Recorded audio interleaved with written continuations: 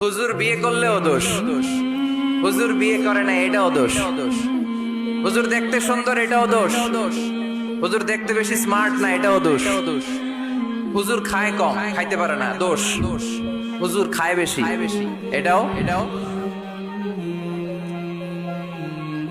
অনেকে বলে হুজুর আপনি বেশি ইংরেজি বলেন এটা আপনার দোষ। আবার আমেরিকায় যারা থাকে তারা বলে হুজুর আরেকটু যদি ইংরেজি বাড়ায় বলতেন আমাদের ছেলেমেয়েরা বেশি বুঝতে পারতো, আপনি যে কম বলেন এটা আপনার দোষ।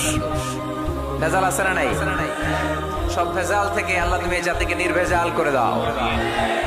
আর অল্প কয়েক মিনিট ডিস্টার্ব করো না। তো আল্লাহ তিন ভাবে আমাদের দোয়া কবুল করে। পদ্ধতি নাম্বার 1, চাওয়া মাত্রই দিয়ে দেয়, বলে হ্যাঁ দিব তো দিয়ে দেয়, আমরা খুশি।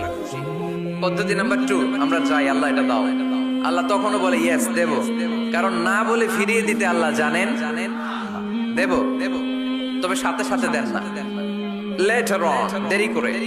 কখন দিলে আমার জন্য ভালো, এটা আমার চেয়েও ভালো জানে কে, দেরি করে দেয়। পদ্ধতি নাম্বার 3, আমি চাইলাম আল্লাহ এটা দাও, আল্লাহ বলে ইয়েস দেব, সাথে সাথে দেয় না, দেরি করেও দেয় না। এটা কিয়ামতের ময়দানের জন্য তিনি রেখে দেয়, যাতে ওই দিন বিপদের কালে এই দোয়ার বদৌলতে তিনি আমাদেরকে বাঁচিয়ে দিতে পারে। তাহলে যে এত এত দোয়া করি লাভ আছে না নাই? হয় সাথে সাথেই কবুল, নয় কিছু সময় দেরি করে কবুল, তা না হলে আখেরাতের অ্যাকাউন্টে আমাদের জন্য ব্যালেন্সে রেখে দিয়েছে কে?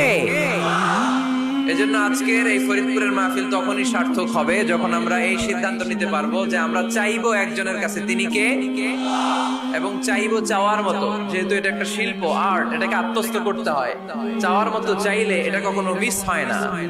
এজন্য আমরা মন প্রাণ উজাড় করে আল্লাহ তাআলার কাছে চাইবো।